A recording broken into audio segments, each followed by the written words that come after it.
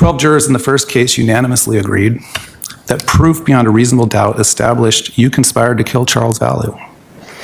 And 12 separate jurors in the second case, again with no prior knowledge of you whatsoever, no knowledge of your notoriety, unanimously agreed you conspired to have Brandon Boudreaux killed. Many people have asked why the state bothered to extradite you and bring you to Arizona, given the sentences that you received in Idaho. Trials are not just about seeking accountability or punishment from those who have committed crimes, but to give the victims of crimes justice and acknowledgement of the impact of being a victim. Justice demands not only recognition of the pain inflicted, but a firm response that upholds the dignity of every victim harmed by the actions of someone who has shown blatant disregard for humanity. Jenny said a lot of the things I was already going to say to you, Brandon.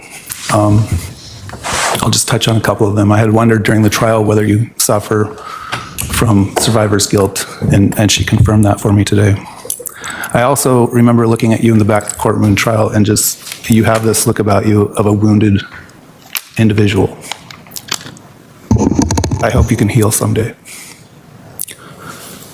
You just referenced a Bible verse or a verse recently about the prisoners shall go free.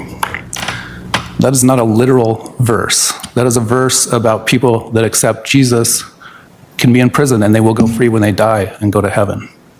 But it will take an act of God for you to go free. In short, you should never be released from prison. Eventually, the camera that you seek out so much, the media requests, will lessen over time and you'll fade into obscurity. As to count 1 in CR 2021-001704, the court orders you to be sentenced to life in prison with the possibility of parole after serving 25 calendar years.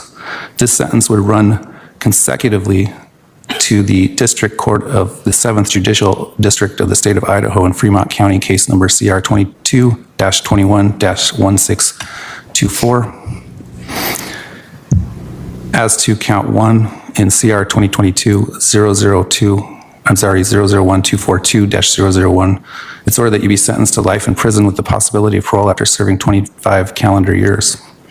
That sentence also, due to the number of victims you've created in the two cases, the immeasurable harm you've inflicted on many, it's ordered that that run consecutive to CR 2021-001704.